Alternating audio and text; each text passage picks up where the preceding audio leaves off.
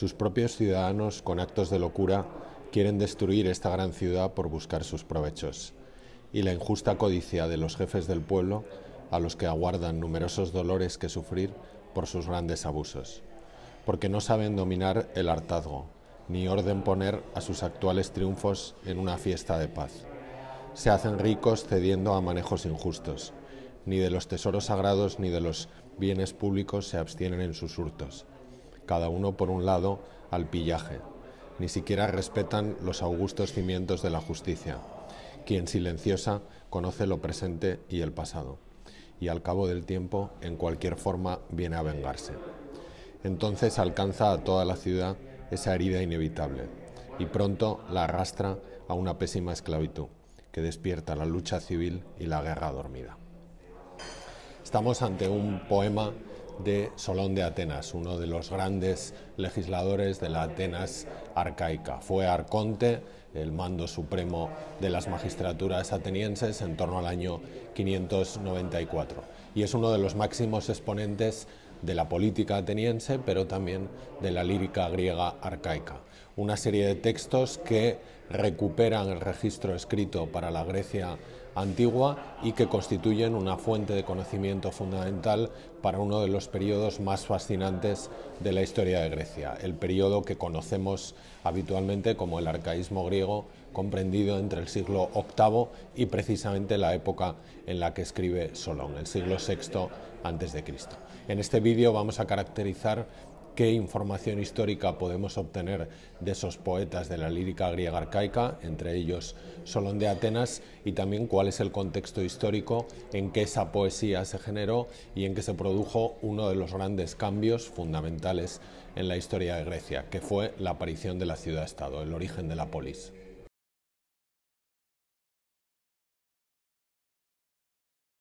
En la historia antigua de Grecia hay dos fechas de arranque que debemos recordar, el 1200-1150 a.C. y el 776 a.C. La primera fecha, 1200 a.C., siglo XIII-XII a.C., corresponde con el momento de la histórica Guerra de Troya, un evento que realmente aconteció a pesar de la mitificación de que fue objeto por parte de Homero en la Ilíada y en la Odisea y después por gran parte de la literatura universal. El 776 a.C. corresponde a la fecha de la primera Olimpiada, un acontecimiento también de notable pervivencia histórica y cultural en la civilización occidental. Durante ese periodo, entre el siglo XII y el siglo VIII a.C., Grecia no escribe, es una sociedad marcada fundamentalmente por la oralidad. Ese mismo canal oral que fue el que permitió, como sabemos por la iconografía, el notable éxito de los poemas homéricos que fueron circulando oralmente por las nacientes comunidades griegas. Esto es algo realmente extraordinario, una vez que Grecia había ya desarrollado la cultura escrita con anterioridad. En las civilizaciones minoica, con raíz fundamentalmente en Creta y micénica, con arraigo esencialmente en el continente griego y en particular en el Peloponeso, ya se había desarrollado entre el tercer milenio y la segunda mitad del segundo milenio antes de Cristo, antes por tanto de estas fechas que estamos empleando para enmarcar este tutorial, ya se había utilizado la escritura y se había utilizado en una forma muy parecida a la que hemos estudiado para el Próximo Oriente antiguo. Tablillas en las que se reparte o se socializa o se contabiliza la producción que se registra en los palacios, que eran la unidad de control del territorio, en griego solemos llamarlos oikoi, en el mundo griego arcaico. Esos palacios desarrollaron dos tipos de escrituras, el lineal A y el lineal B, que constituyen las primeras manifestaciones escritas de la historia de Occidente y que parece que contienen una lengua que se puede emparentar con lo que después será el griego arcaico e incluso el griego clásico. Esas primeras manifestaciones escritas se interrumpen en el periodo entre el siglo XII y el siglo VIII a.C. y para ese periodo prácticamente la única fuente histórica con que contamos son los poemas homéricos. La Ilíada, centrada en la cólera de Aquiles, y la Odisea, centrada en el regreso de uno de los combatientes de Troya, Odiseo, a su patria Ítaca con una serie de peripecias, se han convertido durante muchos siglos en la principal fuente histórica. Obviamente no son obras históricas, son obras poéticas en las que podemos encontrar una recreación poética, pero en cualquier caso recreación de cierta validez histórica de lo que pasó en Grecia en ese periodo entre el siglo XII y el siglo VIII que normalmente conocemos con el nombre de los siglos oscuros. Debió ser un periodo centrado en los palacios, estos oikoi de los que hemos hablado anteriormente, configurados además como estados esencialmente monárquicos, con un basileus al frente, y que, según cuentan los poemas, cuando debían dirimir las diferencias entre ellos, recurrían al agon, al combate singular entre sus basileis o entre sus héroes, como conocemos, por ejemplo, en la Ilíada, para el caso del combate entre Aquiles y Héctor, que ilustra muy bien esa sociedad marcadamente aristocrática que caracterizó ese periodo que metodológicamente conocemos como siglos oscuros. Solo metodológicamente, porque desde el punto de vista histórico parece que es un periodo de profundos cambios étnicos y migratorios y de grandes cambios tecnológicos en el que, por ejemplo, se opera el paso de la Edad del Bronce a la Edad del Hierro. Sin embargo, la ausencia de testimonios escritos, porque las versiones que tenemos primeras de Homero se fechan ya en el siglo VI, tenemos que hablar de siglos oscuros porque solo las fuentes materiales y esa recreación poética que suponen los poemas homéricos nos permiten hacer la historia de este periodo tan interesante.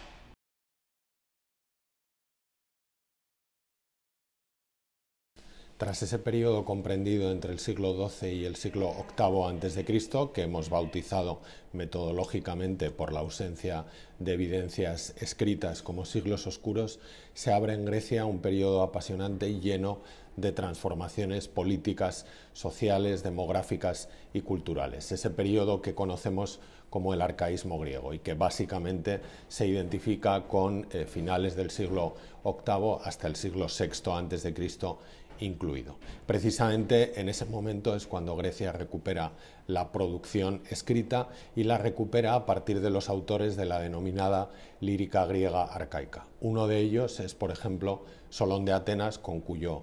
poema sobre el Estado abríamos este tutorial. Ese poema incide precisamente en uno de los grandes problemas que Grecia vive en este periodo del arcaísmo. El término griego que define ese problema es el término estasis. La estasis es la lucha social, política y también económica que se vive en muchas comunidades griegas como consecuencia del gran cambio social que se opera en el arcaísmo. Ese cambio no es otro que el del origen de la ciudad-estado, el del origen de la polis. Podríamos pensar que el origen de la polis, que resulta de un proceso de agregación de oikoi, de un proceso de sinecismo, de fusión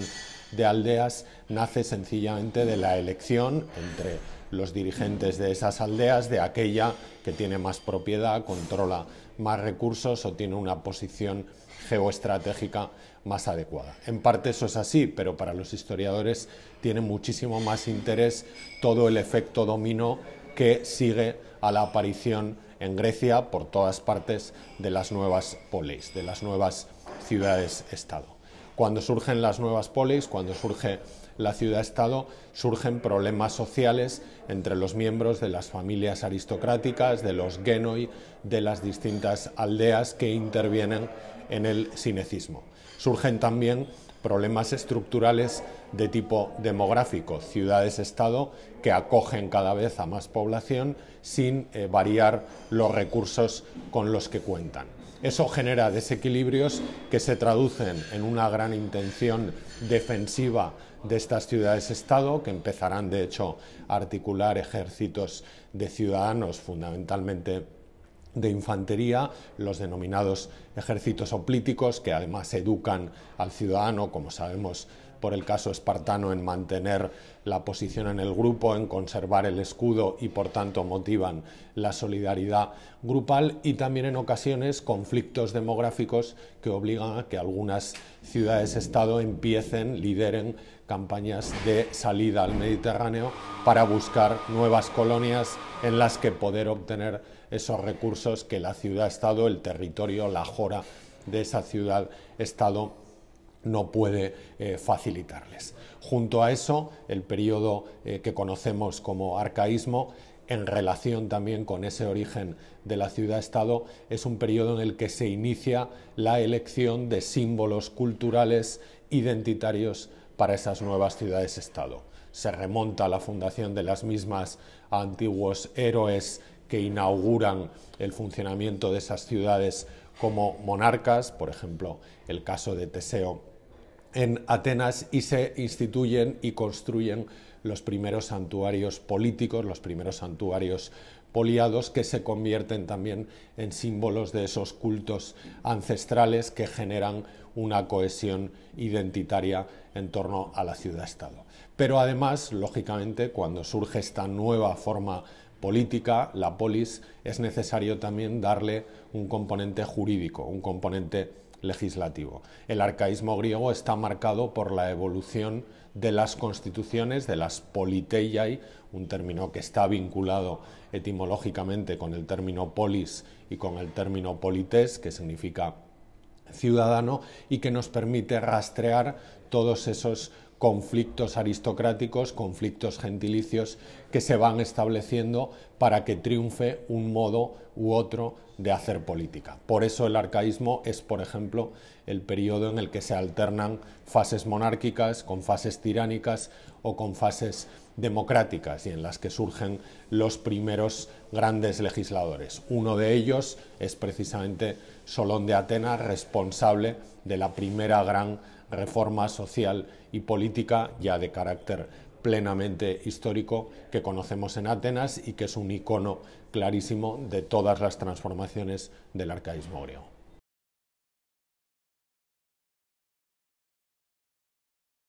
Además de por los datos arqueológicos, como hemos dicho, el periodo del arcaísmo griego puede ser conocido por una fuente escrita, que aunque tenga carácter lírico, tiene un claro componente histórico, de la que hemos hablado al comienzo de este vídeo, la llamada lírica griega arcaica. Como toda la producción lírica del mundo antiguo, es una poesía hija en realidad de su tiempo y cuyos temas inciden en las que fueron las preocupaciones de los griegos entre el siglo VIII y el siglo VI a.C.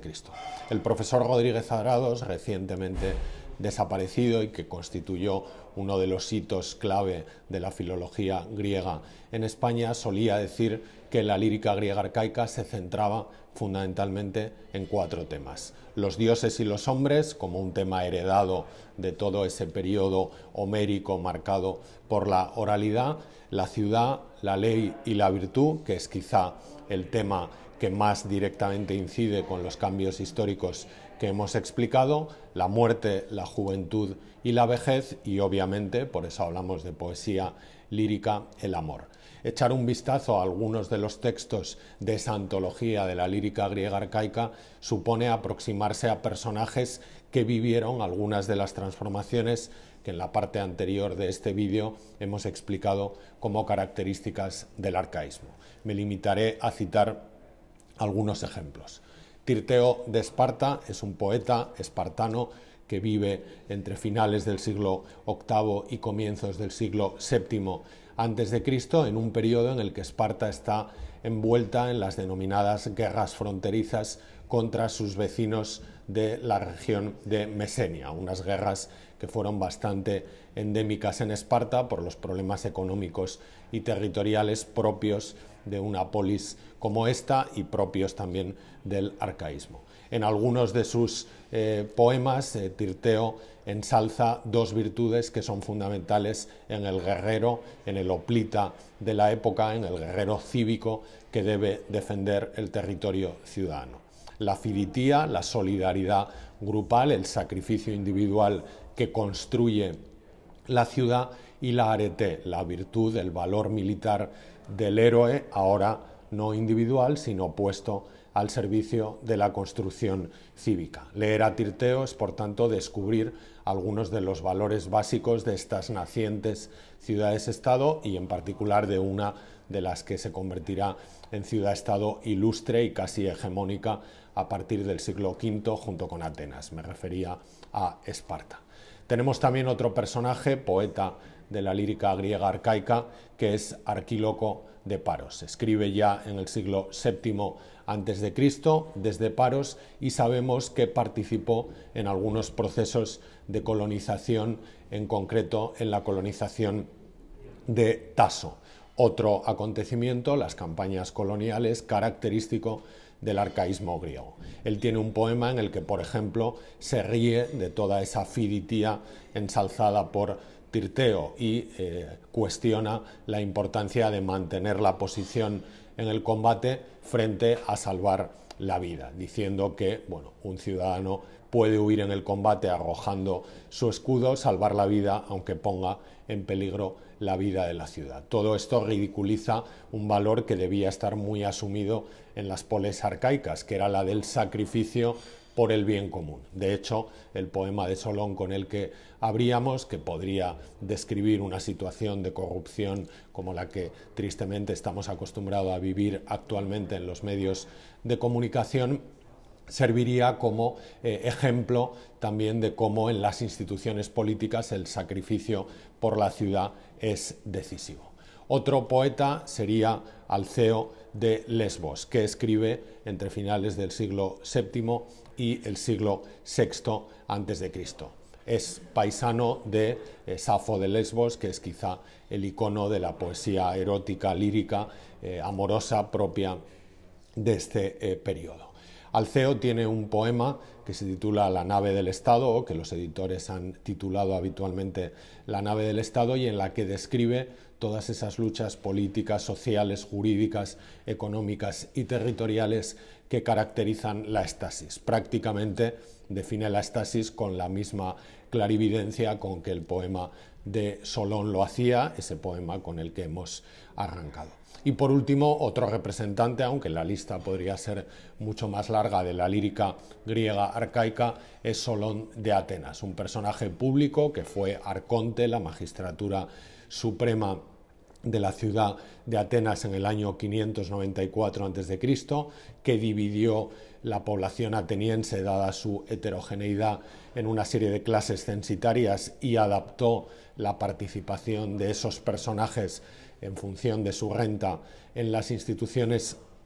políticas, y que escribe precisamente lo que podríamos denominar una poesía política, ilustrando uno de los ideales que estaba muy presente en el poema con el que abrimos este vídeo, fundamentales en la historia de la política griega y que encontrará acomodo especialmente en la democracia ateniense, el ideal de la eunomía, del buen orden, de la buena división, para que cada ciudadano, como es propio de una sociedad estamental, sepa qué parte de sacrificio tiene que realizar para que la polis funcione adecuadamente y sepa a qué instituciones puede acudir y cuáles puede ambicionar ocupar para construir esa ciudad-estado que por doquier, como decía anteriormente, surge en Grecia en uno de los periodos más intensos en cambios históricos, sociales, políticos y demográficos de la historia de Grecia, el arcaísmo griego.